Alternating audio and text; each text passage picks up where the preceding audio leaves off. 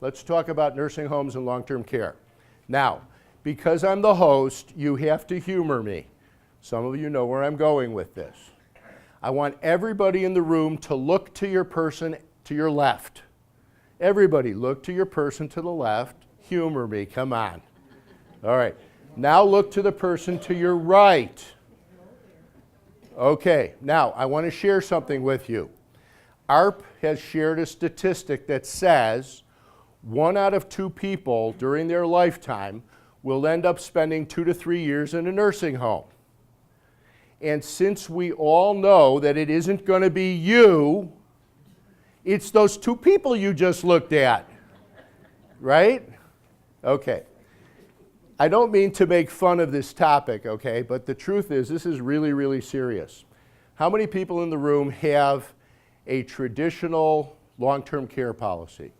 Raise your hand. Okay, a few hands. Why doesn't everybody have it? Because it's expensive, okay? And although you buy it with money, you really purchase it with your good health, don't you? Because if in fact you have any kind of serious illness, the company's either going to rate you so high you're not going to be able to afford it, or they won't even issue it to you. So I'm going to talk about an option, and the option that I want to talk about is really intended to help those people that are looking to get some kind of long-term care benefit that don't have one right now. And so this is called the income tripler.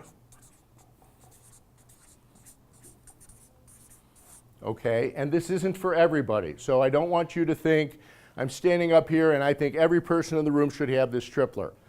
I have a traditional policy, and in the last 5 years, John Hancock has raised me 95%.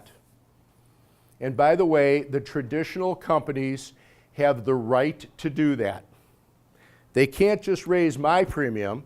Okay, I've had this policy for 16 years now, but as long as they raise the whole class, they can do it. And there are class action lawsuits, and guess how many times the consumer has won? 0, because it's right in the contract. They have the right to raise the premium. So what do? We get up to our 80s, our premium has been jacked up for the 13th time, and what do? We drop the policy. So right at the time that we need it most of all, many of the seniors end up giving up their long-term care policy. Okay, and it's really an abysmal situation because here's the truth. Medicare does not pay for your nursing home. It pays for the first 100 days if your doctor signs a certification that says that you're getting benefit by being in that facility. As soon as your doctor won't sign that certification anymore, Medicare cuts off, they stop paying. Medicaid will pay, but you have to be broke. So Medicare takes care of all of us. Medicaid is aid for the poor. And by the way, Medicaid defines what you need to have to be poor. Now again, I could spend all night talking about the Medicaid rules. I'm not going to do that.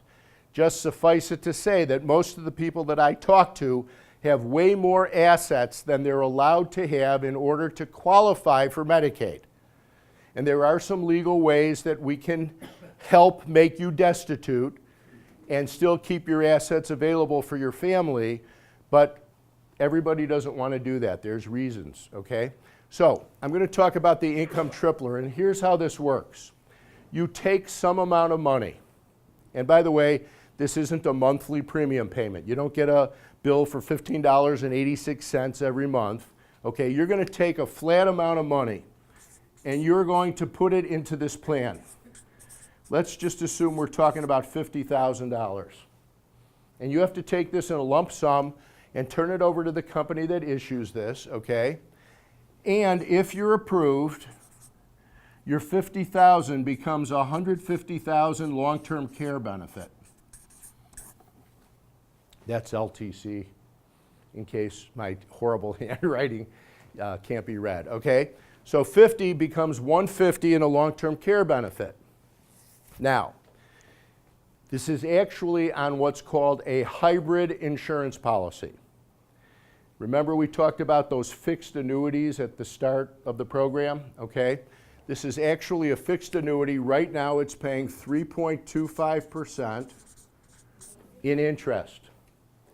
So again, I'm not suggesting that anybody should look at this and go, wow, 3.25, I'm only making 1% in a CD. This is a great deal.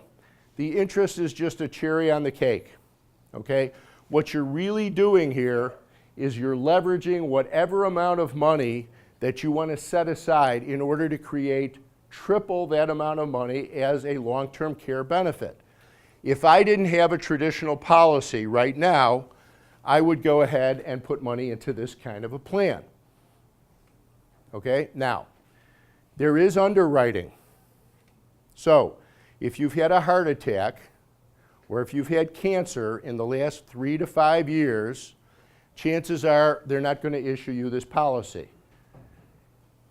Okay? It's much less stringent than the traditional long-term care policies, and the reason for that is the company has a limited exposure here. Does everybody see that? You're putting 50 in. If you pass through the underwriting and they issue you this policy, you have 150 in a long-term care benefit. So they're actually on the hook, if you will, for an extra $100,000 over what you put in, right? And they're investing that $50,000 and they're making money on it, by the way. So again, no one's going to feel sorry for them. Yes, sir. At what point would you consider self-funding? You can always consider self-funding. Everybody got the question? Why wouldn't you just self-fund? Here's the deal. You want to put 50 in to get 150 in benefit? Or do you want to have nothing and have to pay 150 for your benefit?